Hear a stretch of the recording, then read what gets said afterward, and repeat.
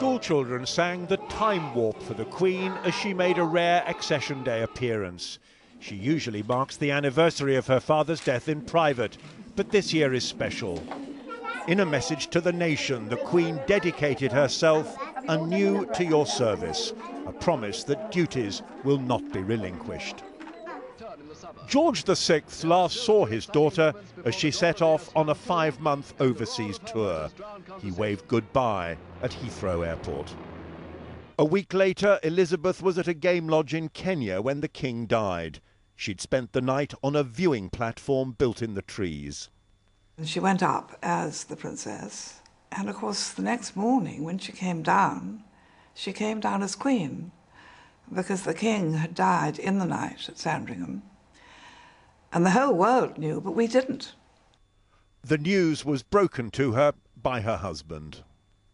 The following day, dressed now in black, she returned to Heathrow as Queen Elizabeth II. The King's body was carried away from Sandringham back to London. Here was the people's tribute, as gamekeepers, farmers and villagers escorted their beloved squire, while thousands lining the roadside paid their simple homage. Margaret Rhodes is the Queen's cousin. She remembers Elizabeth's anguish at losing her father. I'm sure she really longed to be at home with her mother and sister to help them. And I remember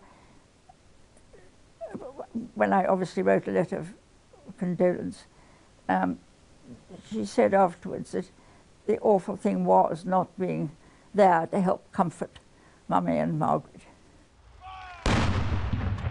On this Accession Day, more than 100 guns were fired in salute, heralding also the celebrations to come.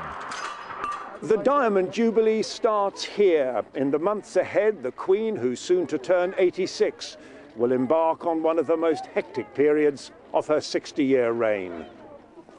Today, she chose to mark her accession to the throne in the company of children.